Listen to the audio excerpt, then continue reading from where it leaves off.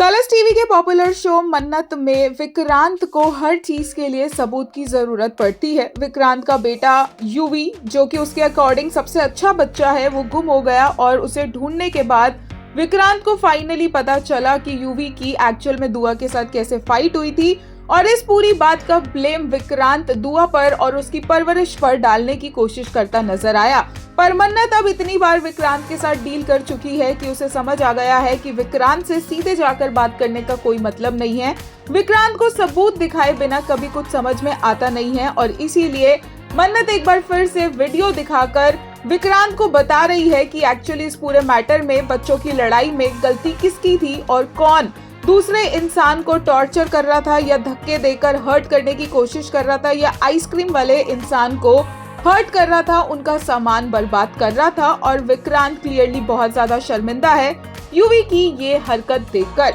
मन्नत को ये सब कुछ इसलिए करना पड़ा क्योंकि उसे एक्चुअली मिस्टर सिन्हा से पैसे चाहिए थे नीतू के इलाज के लिए और वो पैसे विक्रांत ही देने वाला था मन्नत को। एक यूजर ने कहा, not sure what the makers are thinking but kids can be naughty, stubborn and still have innocence, would have been nice to see some real bond with Vikrant at least, years with him and he is still the same। एक और user ने कहा, मन्नत keeping her head on Neetu and talking to her reminded me of how